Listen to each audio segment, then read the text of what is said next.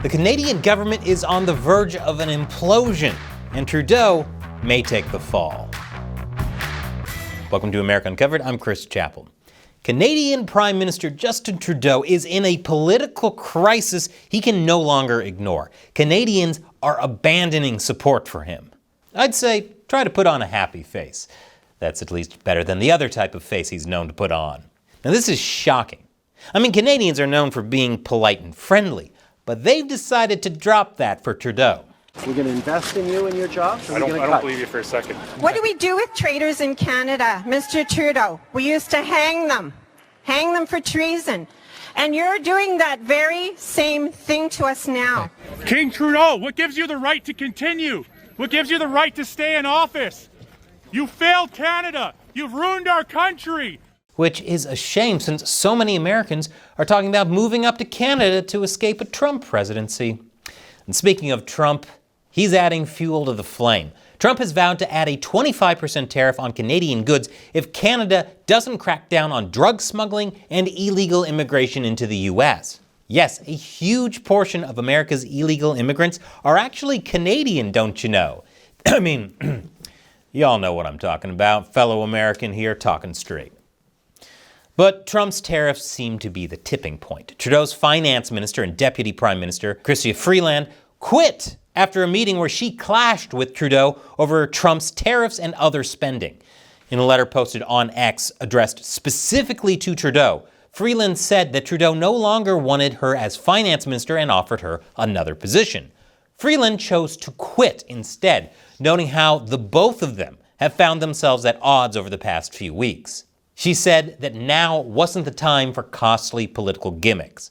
I wonder what political gimmicks she could be referring to. Surely it has nothing to do with $250 handouts, which, as we all know, has done a swell job addressing inflation.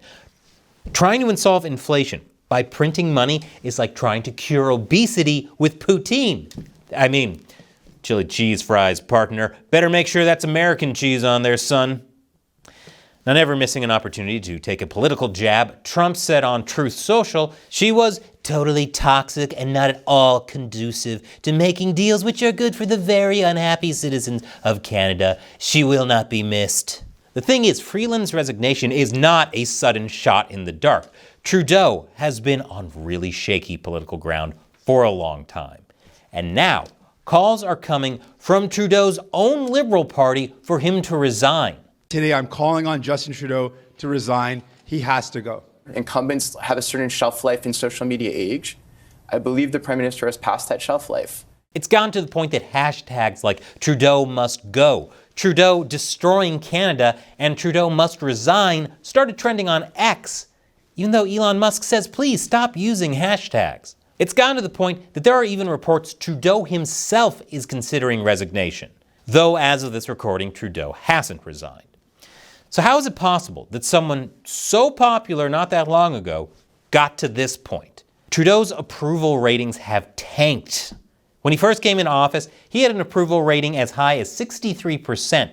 However, according to a recent Ipsos poll, just 22% think Trudeau is the best person to represent Canada given the new incoming Trump administration. Now, Trudeau's conservative rival, Pierre Poilievre, is polling on top.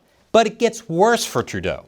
A November Ledger survey found that almost 7 out of 10 Canadians are dissatisfied with the Trudeau administration. And 42% of Canadians said that if they were voting today, they would vote for the Conservatives in the next election.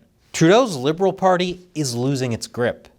Conservatives have been making decisive wins in federal by-elections. Those are localized elections held to fill the vacant seat in the House of Commons between general elections. This happened in British Columbia, Toronto, and Montreal, former Liberal strongholds. Trudeau's Liberal Party is now also finding it harder and harder to pass legislation because the NDP, a left-leaning opposition party, has abandoned its alliance with them. So why are Canadians turning on Trudeau? Well, first and foremost, the economy is not too hot for Canadians at the moment. The cost of groceries has risen almost 20% in the past 3 years alone, and it's projected to keep going up. Canadians are going from taking out toonies to taking out IOU-nies.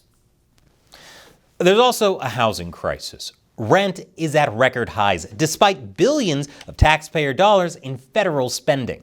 This is on top of a lot of other major issues many Canadians aren't happy with. For example, Trudeau pushed to ramp up immigration. Crime has been on the rise, including violent crime. As a matter of fact, according to the Fraser Institute, Canada has worse property and violent crime rates than the US. Canada is beating America at something this cannot stand. And who could forget the way Trudeau cracked down on the truckers protesting his draconian COVID policies, freezing them out of their bank accounts by applying terrorist financing rules against them. Canada's cold enough without bank accounts freezing over too. So after 10 years of Trudeau, it seems like Canadians have had enough.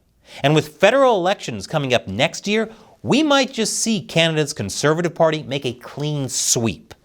So what do you think? Let me know in the comments below. And if you haven't already, check out our new premium website at ChinaUncensored.tv. There's a ton of great exclusive stuff you can only see on the website, and you'll be helping me continue to get the truth out about all the most important breaking news. Episodes like this wouldn't be possible without your support. More info is in the description below, so head over to ChinaUncensored.tv and become one of our first premium subscribers. And before YouTube kicks you to a random video, check out the latest from my new gaming channel, where I review the new game, A Quiet Place: The Road Ahead.